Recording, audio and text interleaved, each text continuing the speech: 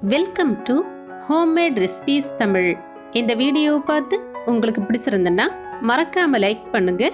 நம்ம சேனலை first time பார்க்கக்கூடியவங்க கண்டிப்பாக சப்ஸ்கிரைப் பண்ணுங்க. முந்திரி கொத்து இது ஃபெஸ்டிவல் டைமில் மட்டும் இல்லாமல் எல்லா நாட்கள்லையும் மக்கள் விரும்பி சாப்பிடக்கூடிய ஒரு பலகாரம் தான். இது சீனிப்பாகு, வெள்ளைப்பாகு, கருப்பட்டி இப்படி எல்லாத்துலேயுமே பண்ண முடியும். ஆனால் இன்னைக்கு நம்ம பார்க்க போகிறது சீனி பாகு வச்சு ரொம்ப டேஸ்டியாகவும் ஈஸியாகவும் இந்த முந்திரி கொத்து எப்படி செய்கிறதுன்னு தான். அதுக்கு முன்னாடி நம்ம சேனலை இப்போ தான் ஃபஸ்ட்டு டைம் பார்க்குறீங்கன்னா மறக்காமல் சப்ஸ்கிரைப் பண்ணிக்கோங்க. அது மட்டும் இல்லாமல் இந்த வீடியோ ஃபுல்லாக பார்த்துட்டு உங்களுக்கு பிடிச்சிருந்தனா கண்டிப்பாக ஒரு லைக் பண்ணுங்கள், ஓகேவா? இப்போ இந்த முந்திரி கொத்து செய்ய ஒரு ஃப்ரை பேன் எடுத்து இதில் 3/4 கப் அளவுக்கு பாசிப்பருப்பு சேர்க்கலாம். அடுத்ததாக இது கூட 1/4 கப் அளவுக்கு உளுத்தம்பருப்பு சேர்க்கலாம். இந்த பாசிப்பருப்பு உளுத்தம்பருப்பு ரெண்டையும் ஒன்றா சேர்த்து நம்ம வறுத்தெடுக்க போகிறோம். நல்ல மணம் வரும் வரை சிவக்க வறுத்தெடுத்து தான் இந்த முந்திரி கொத்து நம்ம ரெடி பண்ண போகிறோம். இந்த பாசிப்பருப்பு உளுத்தம்பருப்பு ரெண்டையும் வறுத்து செய்யும்போது இந்த முந்திரி கொத்து சாப்பிடும்போது நல்ல டேஸ்ட்டாகவும் நல்ல மணமாகவும் இருக்கும். இந்த பொருட்களெல்லாம் சேர்க்கும்போது நமக்கு நல்ல ஆரோக்கியமாகவும் இருக்கும்.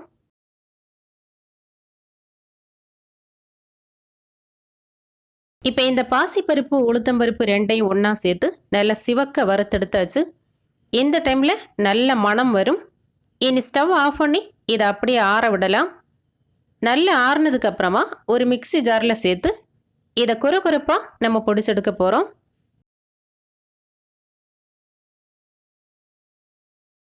இப்போ இந்த பாசிப்பருப்பு உளுத்தம்பருப்பு ரெண்டையும் ஒன்றா வறுத்தெடுத்து ஆற விட்டு நம்ம மிக்ஸி ஜாரில் போட்டு பொடிச்செடுத்துருக்கோம். இது எந்த அளவுக்கு பொடிஞ்சிருக்கு பார்த்தீங்களா? இப்படி இருக்கணும்.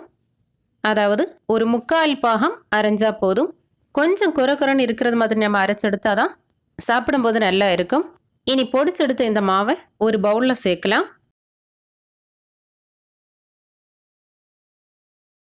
இனி அடுத்ததாக இது கூட தேங்காய் துருவல் சேர்க்க போகிறோம். இந்த 3/4 கப் பாசிப்பருப்பும் 1/4 கப் உளுத்தம்பருப்புக்கு 2 கப் அளவுக்கு துருவின தேங்காய் எடுத்திருக்கேன். பொதுவாக நம்ம முந்திரி கொத்து செய்யும்போது தேங்காய் துருவல் அதிகமாக சேர்த்தோன்னா டேஸ்ட் நல்லா இருக்கும். அடுத்ததாக இது கூட 2 டீஸ்பூன் அளவுக்கு எள்ளும் சேர்த்து 1 டீஸ்பூன் அளவுக்கு ஏலக்காய் தூளும் சேர்க்கலாம். இந்த ஏலக்காய் தூள் இல்லாமல் இருந்ததுன்னா நம்ம பாசிப்பருப்பு உளுத்தம்பருப்பு பொடிக்கும்போது ஒரு 3-4 ஏலக்காவை மிக்சியில் போட்டு ஒரே அடியாக பொடிச்செடுத்தா கூட போதும்.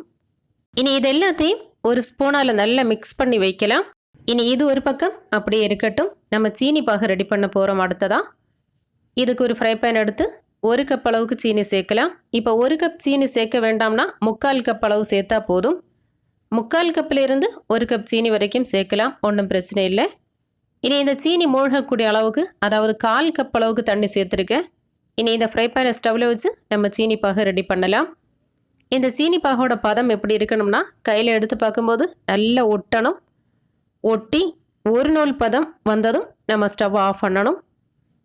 இப்போ உங்களுக்கு பார்க்கும்போது தெரியும் இந்த சீனியெல்லாம் நல்லா உருகி பாகுபதம் வந்தாச்சு. நம்ம கையில் எடுத்து பார்க்கும்போது நல்லா ஒட்டணும்.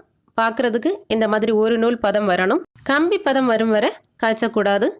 இப்படி ஒரு நூல் பதம் வந்த உடனே நம்ம ஸ்டவ் ஆஃப் பண்ணி சூடாக இருக்கும்போது இந்த சீனி பாகை எடுத்து அந்த மாவில் ஊற்றலாம். மாவில் ஊற்றி உடனே மிக்ஸ் பண்ணணும். நம்ம இந்த மாவு கூட தேங்காய் அதிகமாக சேர்த்துருக்கோம். இந்த மாவை விடவும் 1 மடங்கு கூட தேங்காய் சேர்த்துருக்கோம். அது மட்டும் இல்லாமல் இந்த தேங்காயை நம்ம வறுக்காமல் பச்சையாக சேர்த்துருக்கோம். இது என்ன ஆகும்னா, ஒருவேளை நம்ம சீனி பாகு ரெடி பண்ணும்போது இந்த சீனி பாகு கொஞ்சம் இறுகி போச்சுன்னா கூட இந்த தேங்காயில் இருக்கக்கூடிய ஈரத்தன்மையினால இந்த மாவு உருண்டை பிடிக்கும்போது பொடிஞ்சு போகாமல் நமக்கு உருண்டை பிடிக்கிறதுக்கு நல்லா வரும். அது மட்டும் இல்லாமல் நம்ம சூடாக இருக்கும்போதே உடனே உருண்டை பிடிக்கணும்னு கூட அவசியம் இல்லை. நல்ல கை பொறுக்கக்கூடிய அளவுக்கு சூடு ஆறுனதுக்கு அப்புறமா சின்ன சின்ன உருண்டையாக்கி வச்சா போதும். இதே இதுக்கு நம்ம தேங்காயை வறுத்து சேர்த்தோன்னா எல்லாமே இந்த மாவு தேங்காய் எல்லாமே ட்ரையாக இருக்கும். அது கூட நம்ம சீனி பாகு சேர்த்தோன்னா சூடாக இருக்கும்போதே டக்குன்னு உருண்டை பிடிக்கிறது மாதிரி இருக்கும். ஆற விட்டு உருண்டை பிடிச்சோன்னா எல்லாமே பொடிஞ்சு போயிடும். இப்போ ரொம்ப நாளைக்கு இந்த முந்திரி கொத்தை வச்சு சாப்பிடணும்னு நினச்சிங்கன்னா தேங்காவை லைட்டாக வறுத்து சேர்க்கலாம். அப்படி இல்லை ஒரு வாரத்துக்குள்ளால காலி பண்ணணும்னா இந்த மாதிரி செய்தால் போதும். இப்போ கை பொறுக்கக்கூடிய அளவுக்கு நல்லா சூடு ஆறுனதும் நான் சின்ன சின்ன உருண்டையாக்கி ஒரு பிளேட்டில் அடுக்கி வச்சுட்டு இருக்கேன். இதே போல் பண்ணினா போதும். ரொம்ப பெரிய சைஸாகவும் ரொம்ப சின்ன சைஸாகவும் பிடிக்காமல் இப்படி மீடியம் சைஸில் உருண்டை பிடிச்சி வச்சா போதும். இப்போ நான் எடுத்த இந்த 3/4 கப் பாசிப்பருப்பு, 1/4 கப் உளுத்தம்பருப்பு, 2 கப் தேங்காய்க்கு எத்தனை முந்திரி கொத்து செய்ய முடியும்னு பார்க்கலாம்.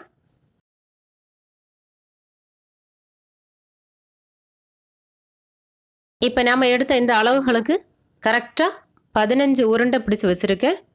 15 முந்திரி கொத்துக்கு கரெக்டான அளவு தான் இது. இப்படி உருண்டை பிடிச்சி வச்சதுக்கு அப்புறமா நம்ம உடனே மாவில் முக்கி பொரிக்காமல் ஒரு 2 மணி நேரமாவது இதை அப்படியே வைக்கணும். அப்போ தான் இந்த உருண்டை இன்னும் நல்ல கெட்டியாகும். அதுக்கப்புறமா நம்ம மேல் மாவு ரெடி பண்ணி மாவில் முக்கி பொரிச்செடுத்தா போதும்.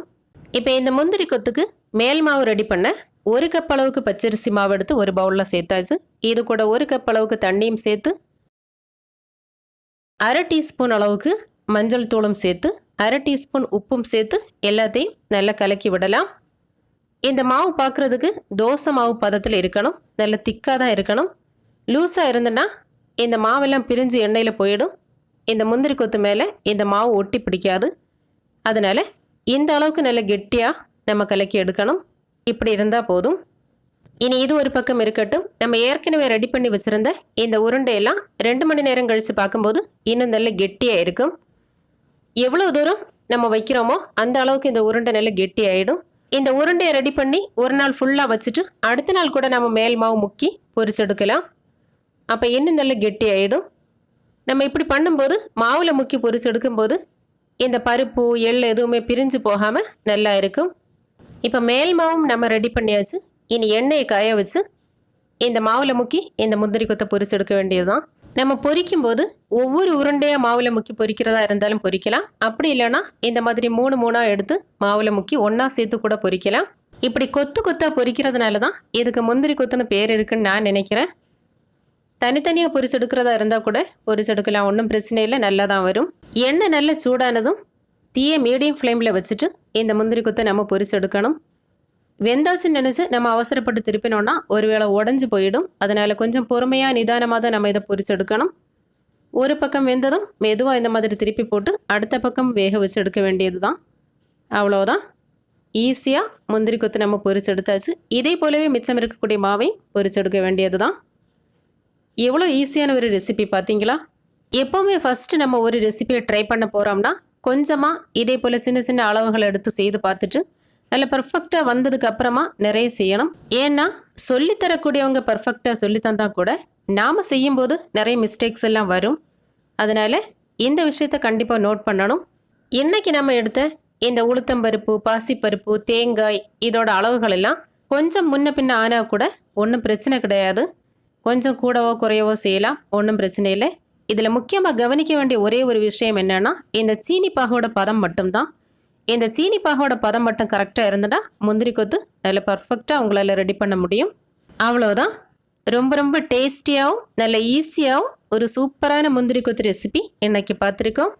இதே போல் இதே அளவுகளில் செய்து பார்த்துட்டு உங்களோட கருத்துக்களை மறக்காமல் கமெண்ட் பண்ணுங்கள். இப்போ சீனி பாகு சேர்க்க பிடிக்காமல் இருந்ததுன்னா வெள்ளைப்பாகோ கருப்பட்டியோ சேர்த்து கூட இதே போல் உங்களால் செய்ய முடியும். ஆனால் சீனி பாகு சேர்த்து பண்ணக்கூடிய இந்த முந்திரி கொத்தோட டேஸ்ட் வேறு லெவலில் இருக்கும். இப்போ இது கூட நீங்கள் தேங்காய் சேர்க்கும்போது உங்களுக்கு விருப்பமான நட்ஸு கூட சேர்த்து கூட ரெடி பண்ண முடியும். நல்ல டேஸ்ட்டாக இருக்கும். மீண்டும் அடுத்த ரெசிபியில் சந்திக்கலாம். தேங்க்யூ.